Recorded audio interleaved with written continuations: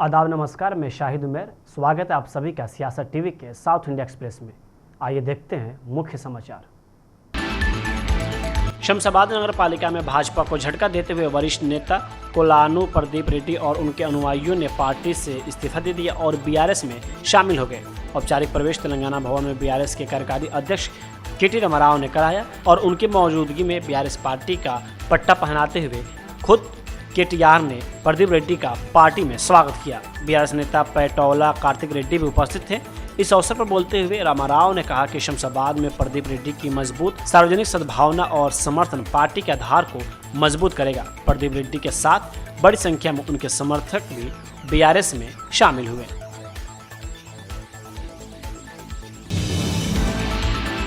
I love Mohammad विवाद पर MIM प्रमुख और सांसद असदुद्दीन ओवैसी ने कहा कि यह कानपुर में शुरू हुआ। शायद एडीजीपी ने कहा कि कोई नया पोस्टर नहीं चिपकाया जा सकता। हमने तब सोशल मीडिया पर कहा था कि हम मोहम्मद से प्यार करते हैं। हर मुसलमान मोहम्मद से प्यार करता है। अगर हम मुसलमान हैं और मोहम्मद को जानते हैं तो उन्होंने सिखाया है कि केवल अल्लाह को इबादत देनी है और प्यार करना है, इसलिए यह हमारी आस्था का हिस्सा है। देखिए, ये शुरू हुआ था कानपुर में। वहाँ के शायद एडीजीपी एडिशनल डीजीपी ने कहा कि कोई नया पोस्टर नहीं लगा सकते। तो उसके बाद हमने सोशल मीडिया पर कहा कि हम इस बात को मानते हैं कि मोहम्मद सल्लल्लाहु अलैहि वसल्लम से हम मोहब्बत करते हैं। हर मुसलमान मोहम्मद सल्लल्लाहु अलैहि वसल्लम से मोहब्बत करता है, इसलिए कि उसके ईमान का हिस्सा है।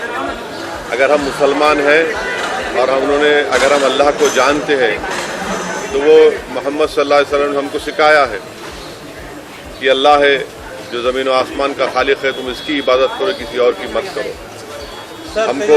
हमको उन्होंने बताया है कि तुम्हारा ईमान उस वक्त तक मुकम्मल नहीं हो सकता जब तक कि तुम मोहम्मद सल्लल्लाहु अलैहि वसल्लम को अपनी दुनिया की हर चीज़ ज़्यादा नहीं चाहोगे। ये तुम्हारे ईमान का हिस्सा है। और आर्टिकल 25 में फ्रीडम ऑफ रिलीजन है, तो संविधान में फंडामेंटल राइट है, इसको आप कैसा छीन सकेंगे किसी से। और ये क्या बात है कि नया पोस्टर कैसा लगाया, जो यूपी में क्या गलत है एकदम।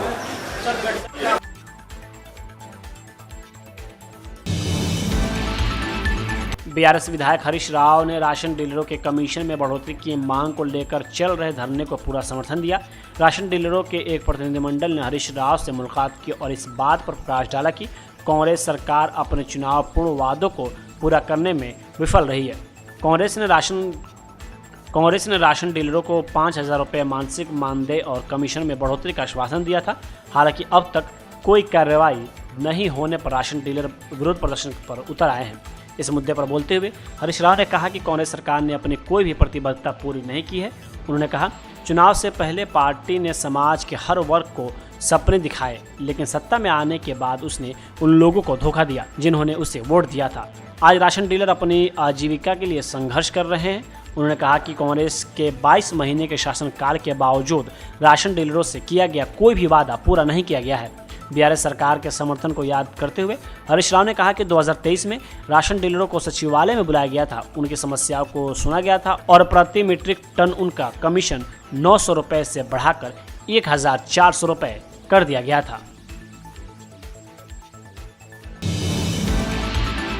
तेलंगाना के उप मुख्यमंत्री भट्टी विक्रमार्क ने कहा कि दुनिया भर की कई बहुराष्ट्रीय कंपनियां तेलंगाना में बड़े पैमाने पर निवेश करने की इच्छुक है। ये निवेश न केवल युवाओं के लिए रोजगार के अवसर पैदा करेंगे, बल्कि सब्सिडी और प्रोत्साहन के माध्यम से कृषि क्षेत्र को भी लाभान्वित करेंगे। भट्टी विक्रमार्क ने औद्योगिक विकास पर कैबिनेट उप समिति की बैठक की अध्यक्षता की, जिसमें मंत्री श्रीधर बाबू, पी श्रीनिवास रेड्डी और वरिष्ठ अधिकारी शामिल हुए। बैठक के दौरान राज्य में निवेश आकर्षित करने के लिए सरकार की ओर से दी जा रही सुविधाओं पर रिपोर्ट पेश की गई। तेलंगाना के बेरोजगार युवाओं ने तेलंगाना सरकार से नौकरी कैलेंडर जारी करने की मांग को लेकर हैदराबाद की एक मेट्रो स्टेशन पर जमकर विरोध प्रदर्शन किया। विरोध प्रदर्शन दिलकुशनगर मेट्रो स्टेशन पर किया गया, जहां प्रतिभागी सड़क पर बैठ गए। प्रदर्शन के कारण दिलकुशनगर मेट्रो स्टेशन पर भारी ट्रैफिक जाम हो गया। विरोध प्रदर्शन में रोजगार की तलाश कर रहे लड़के लड़कियां शामिल हुए और नारे लगाए और बैनर लिए मौजूद रहे। मौके पर पुलिस यातायात व्यवस्था संभालने की कोशिश करती नजर आई।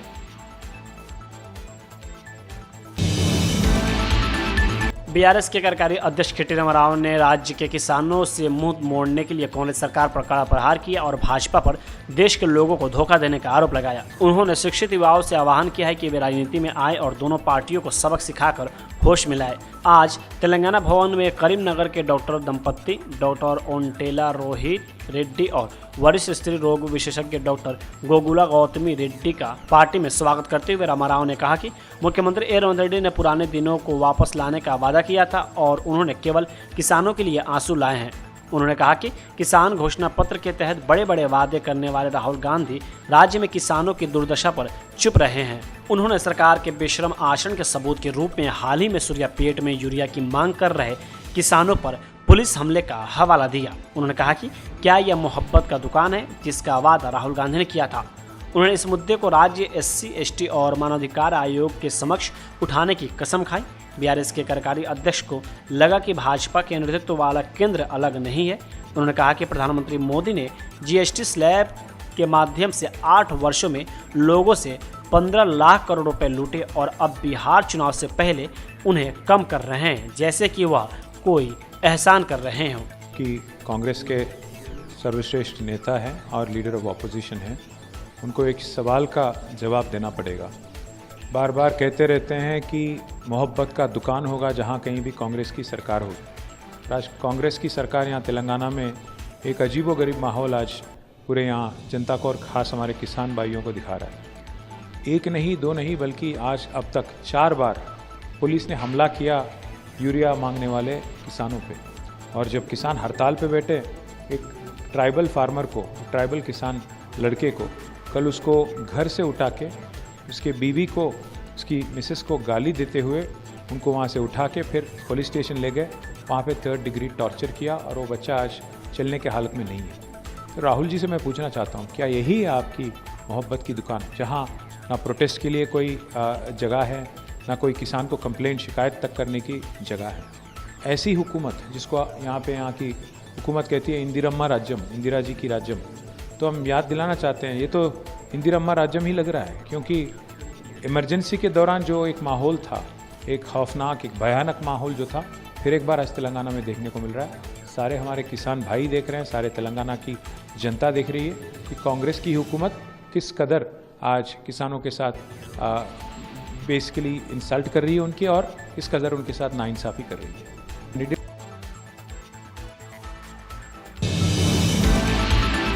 बिहार के उप मुख्यमंत्री सम्राट चौधरी के बयान पर कांग्रेस सांसद मल्लू रवि ने कहा कि बिहार के उप मुख्यमंत्री को भारत का इतिहास नहीं पता होगा। यह कांग्रेस पार्टी है जिसने अपना जीवन, अपनी संपत्ति का बलिदान दिया। वे लड़े, वे जेल गए और उन्होंने भारत को आज़ादी दिलाई। राजीव गांधी ने प्रौद्योगिकी विकास किया। इन सब ने भारत को इस स्तर तक पहुंचाया। यह भाजपा या किसी स्थानीय पार्टी के कारण नहीं है। उन्हें पहले इतिहास समझने दीजिए, उसके बाद वह इस तरह के बयान दे सकते हैं।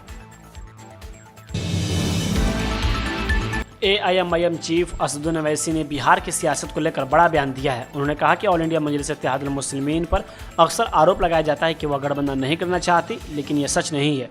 ओवैसी ने दावा किया कि अख्तरुल ईमान ने लालू यादव को 2 और तेजस्वी यादव को एक खत लिखकर गठबंधन की बात रखी थी, जिसमें सिर्फ 6 सीटों की मांग की गई थी। इसके बावजूद RJD ने हमारे 4 विधायकों को तोड़ दिया। देखिए, अख्तरुल ईमान साहब ने खत लिखा है, फिर अख्तरुल ईमान साहब ने यहाँ के लीडर ऑपोजिशन को लेटर लिखा है। मीडिया के जरिए हमने इस बात को कहा है कि MIM पार्टी अलायंस के लिए तैयार है। और फिर अख्तरुल ईमान साहब ने अपने आखिरी ख़त में ये भी कहा है कि हमको अब 6 सीट दे दीजिए। अब ये उनको फैसला करना है। ये नहीं करेंगे तो बिहार की जनता ये देख लेगी कि कौन बीजेपी को कामयाब कराना चाहता है या कौन बीजेपी को रोकना चाहता है। तो अब ये फैसला बिहार की आवाम पर है। हम तो अपनी जिम्मेदारी को निभा चुके हैं। कल कोई हमसे ना कहे कि आपने बातचीत नहीं की, आपने फुला नहीं किया। तो हमने तो अपनी तरफ से पूरी कोशिश की और जनता के सामने, आवाम के सामने हमने इस बात को रख दिया। जब लिस्ट जारी होगी तो आपको पता चल जाएगा।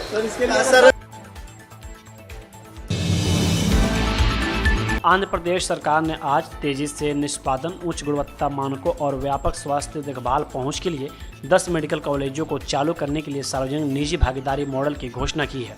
सरकार का दावा है कि इससे राज्य भर के चिकित्सा, शिक्षा और सार्वजनिक स्वास्थ्य बुनियादी ढांचे में लंबे समय से लंबित अंतराल को संबोधित किया जाएगा। सरकार का कहना है कि नई पीपीपी पहल रुके हुए निवेश को खोलती है और आंध्र प्रदेश के छात्रों के लिए सालाना 110 स्नातक मेडिकल सीटें जोड़ती हैं। यह भी दावा किया गया है कि पीपीपी मॉडल से विकास लागत में 3,700 करोड़ रुपए और परिचालन लागत में सालाना 500 करोड़ रुपए की बचत होगी। कांग्रेस अध्यक्ष मल्लिकार्जुन खड़गे ने आज कहा कि हमारी अंतर्राष्ट्रीय समस्या है पीएम नरेंद्र मोदी और उनकी सरकार के विफलताओं और कूटनीतिक गलत कदमों का परिणाम है।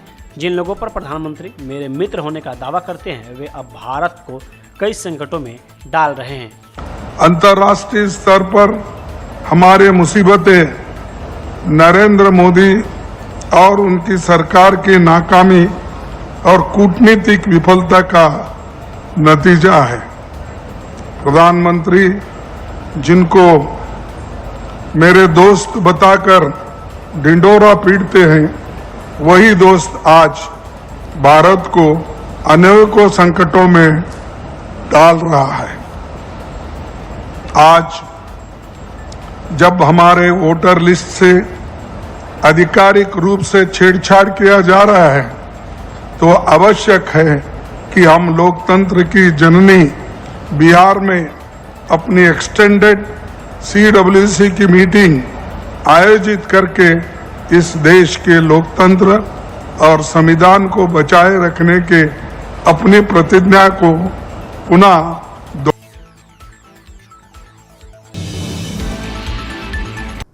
साउथ इंडिया एक्सप्रेस यही होता है समाप्त। मुझे दे अब इजाज़त। बाकी खबरों के लिए बने रहें सियासत टीवी के साथ।